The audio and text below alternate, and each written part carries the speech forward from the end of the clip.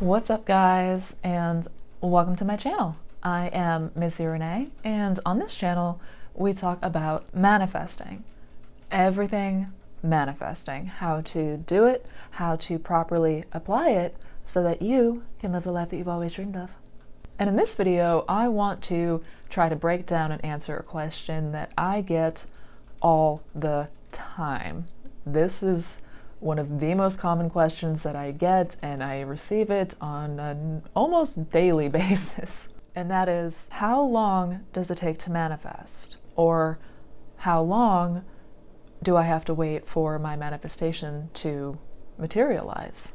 And of course, we would want to know the answer to this question because naturally, as humans, we want information. We want to understand how things work. We want to know the hows and the whens and the how longs. Unfortunately, in manifesting, that's not our job, and that's not what we want to interfere with, because we don't want to limit any possible way that our manifestations can come through.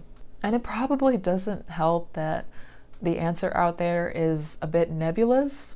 And by that I mean there are some manifestation coaches and teachers that teach that manifestation happens instantly, whereas there are other teachers that always teach that there will be a time delay or a time lag between when you have impressed your subconscious with your desire and when that desire will come to pass. So naturally, there's going to be some frustration here, especially if it's been a while and you're growing impatient and you're not even sure if this is working or if you're doing it right, etc. So my aim in this video is to try to break it down from what I have experienced and from my practice, as well as absorbing and dissecting and studying the teachings from Neville.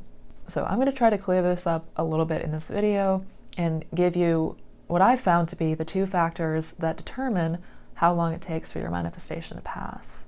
So let's just dive right into this. The two factors that will determine how long it takes for you to manifest are, number one, the time it takes for your subconscious mind to accept the idea or the desire, and number two, how long it takes once that idea or desire has been accepted to materialize.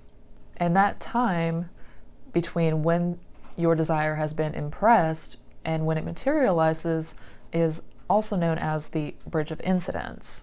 And basically, the bridge of incidence is when your subconscious mind, which is the creator, the one that manifests, that is your awareness or connected to your awareness, your God power, that is the subconscious mind maneuvering things into place to bring you to what you want. And the time it takes between when your desires have been impressed to when they will come to fruition depends entirely on your state.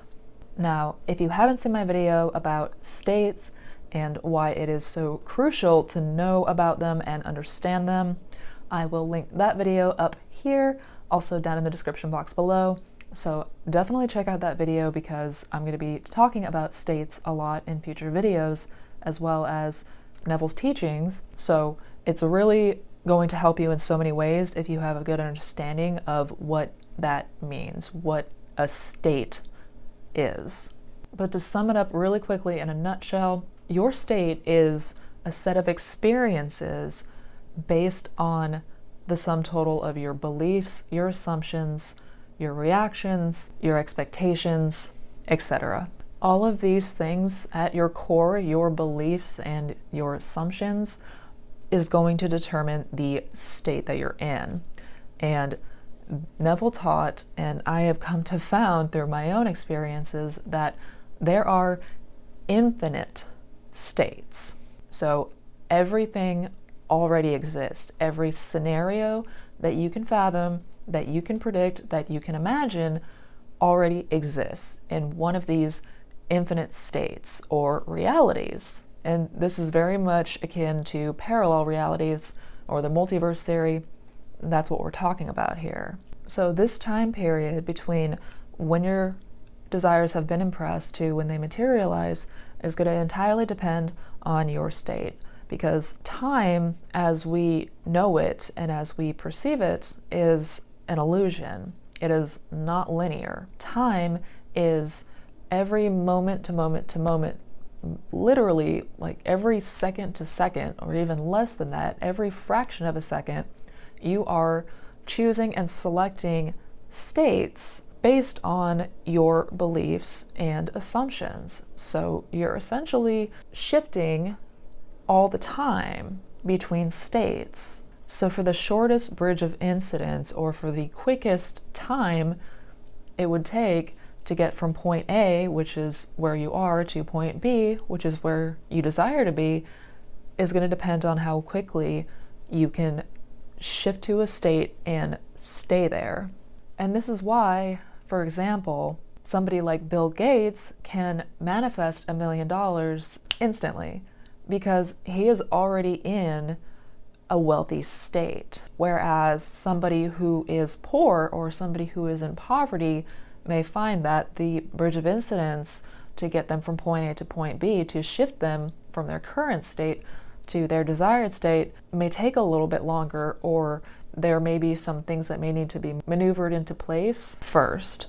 That's not to say that it has to take a long time to change your state. Not at all. You can shift into a new state like that. But there are few factors that you have to consider in order to stay in that state, because it's really easy to revert back. And this is what we constantly do, because the state that we reside in is the one that is dominantly felt, and it is based on the dominant beliefs that we hold. So this is where it is so important to persist in knowing that what you have desired is already yours. This is where you have to watch and keep yourself from reacting to your outside circumstances that may be completely contrary to what you desire. Because every time you doubt, every time you react or even acknowledge your outside circumstances, it's going to be cued or felt and impressed by the subconscious, and you're just going to wind up reverting back to the old state. And to us, that's going to appear to be a time delay.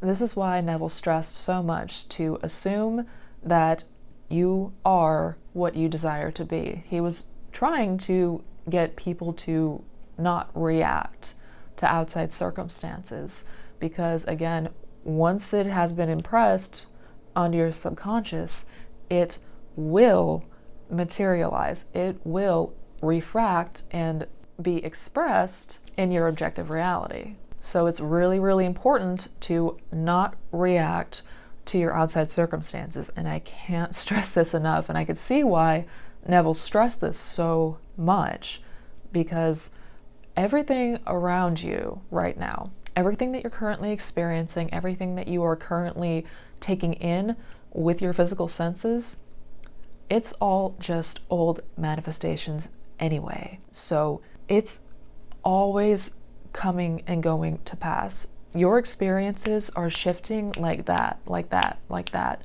And it's all going to depend on your state of mind, or your beliefs and your assumptions, and how you're reacting to any given circumstance or experience. So it's really crucial to know to go into observer mode while you are waiting for this manifestation to unfold, while you are waiting for your bridge of incidence to take you from point A to point B.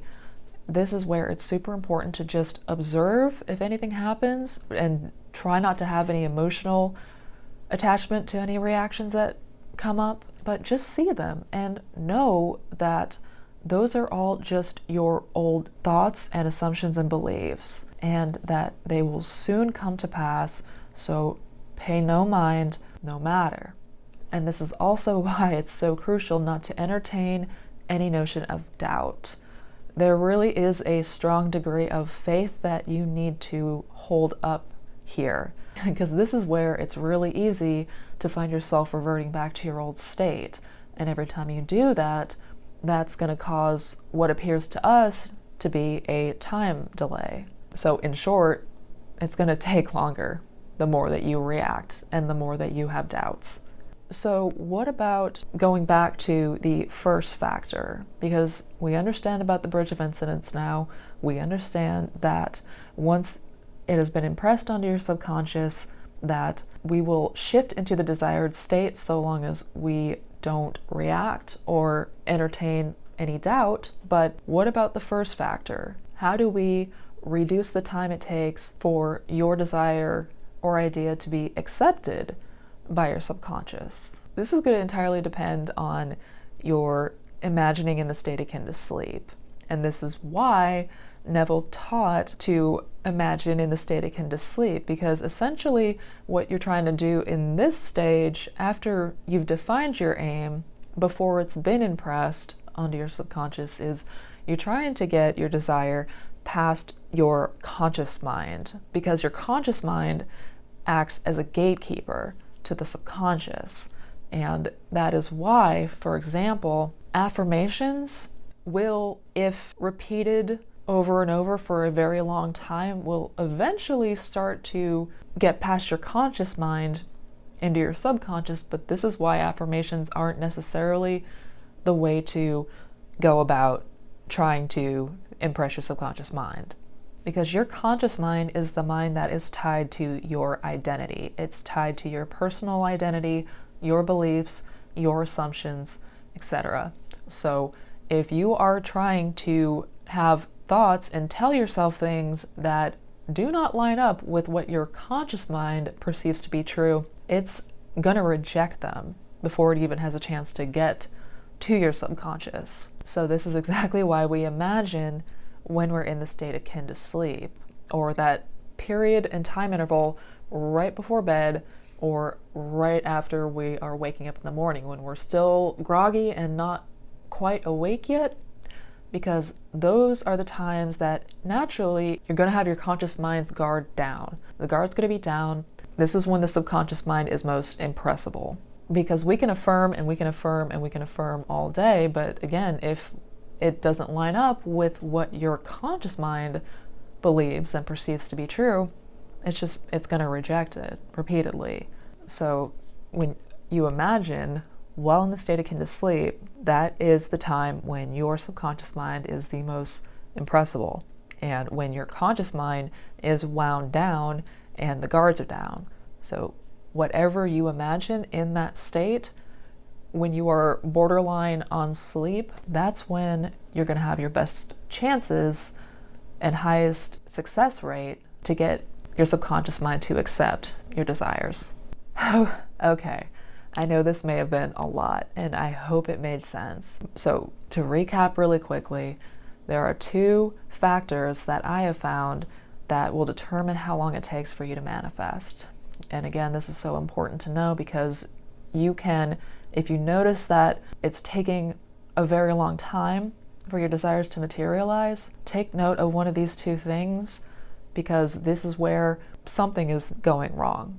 So the first factor is going to be the time it takes for your subconscious mind to accept your idea or your desire. And the second is going to be the time it takes once that desire or idea has been impressed to materialize, or basically how long it takes for your branch of incidents to unfold. And the former is why we visualize. We visualize and imagine in the state akin to sleep, because that's the time when your subconscious mind is the most impressible, because your conscious mind is winding down and the guards are down. And the time it takes to materialize once it's been impressed, it's going to entirely depend on the state that we are currently in and how long it takes us to get to the state that we want to be in, our desired state. And this also depends on how well you are persisting in the wish fulfilled, and knowing that what you want and what you desire is going to come to pass. And that means you're not reacting to your circumstances or anything that's going on in your outside world currently, and you're not entertaining any doubt or feeling of lack. So anyways, guys, I hope this video helped, and unfortunately, I can't give you an exact answer of your desire will come to pass at this time on this date. Unfortunately, nobody knows that answer. It's going to depend entirely on you and your current state. And it's going to depend on how well you can persist in knowing that you will have whatever you want come to pass, so long as you don't entertain any doubt, or as long as you don't have any reactions that are contrary to what you desire. And I know this part can be really, really hard. I know that we are so wired to want to pick things up with our physical senses, and if we aren't seeing it, if we aren't able to actually measure what's going on, it can be really hard to keep the faith. And I get it. This was not a very easy thing for me either. It's simple, but it's not necessarily easy to implement. I mean, we're having to essentially go back against the grain of everything that we have been taught and programmed to believe. And this is why, again, it's so important to test these techniques and test these practices, because you are going to want to build your faith. And really, the only way that you're going to have that faith, that unshakable faith that you need to manifest deliberately, you got to be able to believe it and truly believe it on the subconscious level that you are, in fact, the operant power in your universe. You can do whatever you want. And that in itself may take some time. You're going to have to probably see a few manifestations come to pass first to start building that faith. So anyways, guys, I hope this video was helpful and I hope you enjoyed it. If you did, then go ahead and give it a thumbs up. And also don't forget to hit subscribe, hit that bell icon so that way you're notified every time I put out new content, which is every Wednesday through Saturday at 12 p.m. Eastern Standard Time. And if you're interested in checking out any of my other resources, I will link my coaching website and my blog, social links down in the description box below. So check them out. And as always, if you have any questions for me, if you have anything that you want me to talk about in future videos, just leave them down in that comment box. And until next time, guys, take care, have fun, happy manifesting.